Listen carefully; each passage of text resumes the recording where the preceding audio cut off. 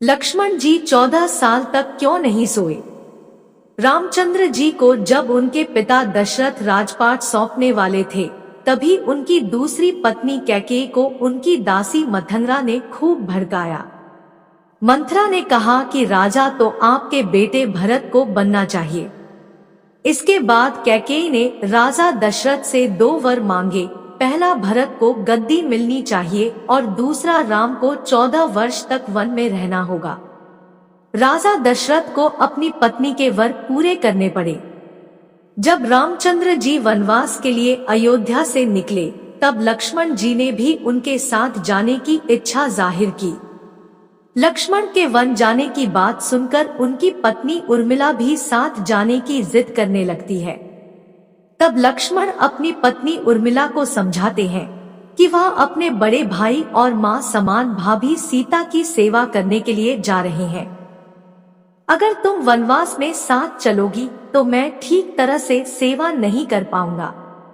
लक्ष्मण के सेवा भाव को देखकर उर्मिला साथ जाने की जिद छोड़ देती है और महल में ही रुक जाती है।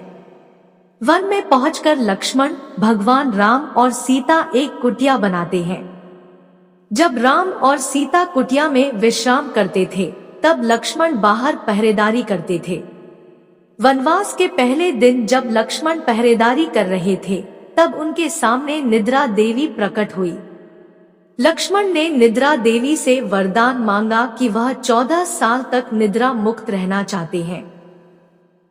निद्रा देवी ने कहा कि तुम्हारे हिस्से की नींद किसी और को लेनी होगी। लक्ष्मण कहते हैं कि उनके हिस्से की नींद उनकी पत्नी को दे दे। इस कारण लक्ष्मण 14 साल तक नहीं सोए और उनकी पत्नी उर्मिला लगातार 14 वर्ष तक सोती रही। 14 वर्ष बाद जब भगवान राम और माता सीता के साथ जब लक्ष्मण अयोध्या वापस आए, तब नींद की अवस्था में रामचंद्र जी के राजतिलक समारोह में उर्मिला भी उपस्थित थी। यह देख लक्ष्मण को हंसी आती है।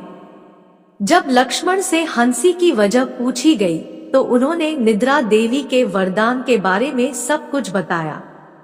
लक्ष्मण ने कहा कि जब मैं उबासी लूंगा, तब उर्मिला की नींद खुलेगी। लक्ष्मण जी की इस बात को सुनकर सभा में मौजूद सभी हंस पड़े। सभी को हंसते देख उर्मिला लज्जावश समारोह से उठकर बाहर चली जाती है।